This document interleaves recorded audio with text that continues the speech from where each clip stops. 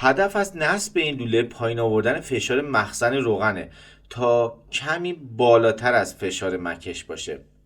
خب به جهت اینکه روغن به طور مناسب به کمپرسور باز بگرده و بین مخزن روغن و کارتر کمپرسورها باید یه اختلاف فشاری باشه.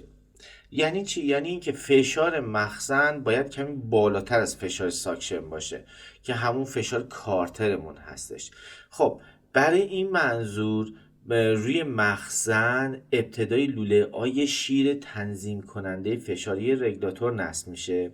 فرض کنیم که فشار کارترمون 50 پی اس آی باشه. ما میخوایم فشار مخزنمون 60 پی اس آی باشه.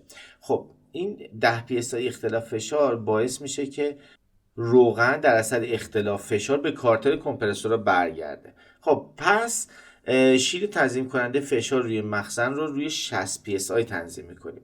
هر وقت فشار روغن به 60 پی اس آی برسه شیر بسته میشه و مکش کمپرسور از مخزن بسته میشه تا فشار از 60 پی اس آی پایین تر نیاد. روغن از پایین مخزن روغن به رگولاتورهای روغنی که روی کارتر کمپرسور نصب میشن میره. خب کاهش سطح روغن تو هر کمپرسور رگولاتور روغن باز میکنه مسیر رو و روغن وارد کارتر میشه.